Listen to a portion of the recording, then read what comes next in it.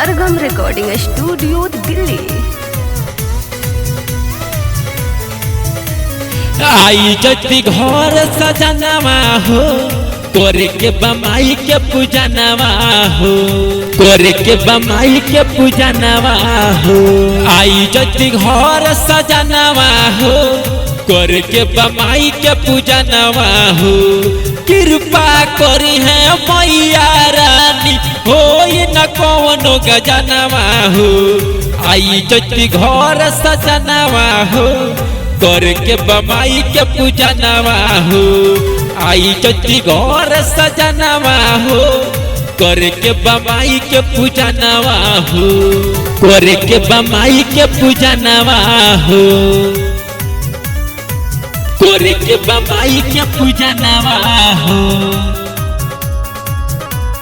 सरगम recording studio Delhi.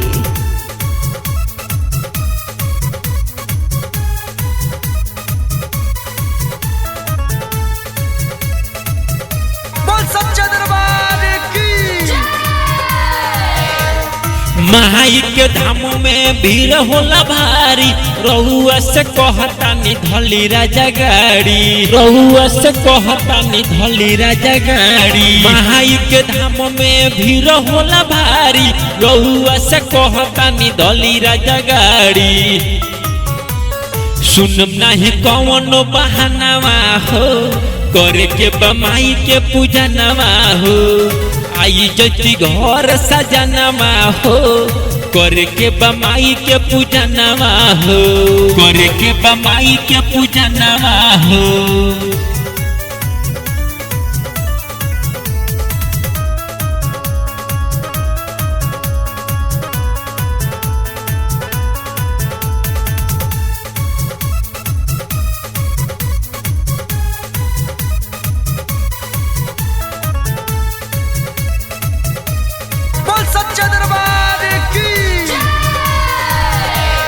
Ashok के दशहरा में घूमल जाई मेला, जल्दी से आई राजा बानी अकेला, जल्दी से आई राजा बानी अकेला। अशोक के दशहरा में घूमल जाई मेला, जल्दी से आई राजा बानी अकेला, बानी अकेला। संजय संतोष गावे गानवा हो, करे के बमाई के पूजनवा हो। आई जति घर सजनवा हो, करे के बमाई के पूजनवा हो।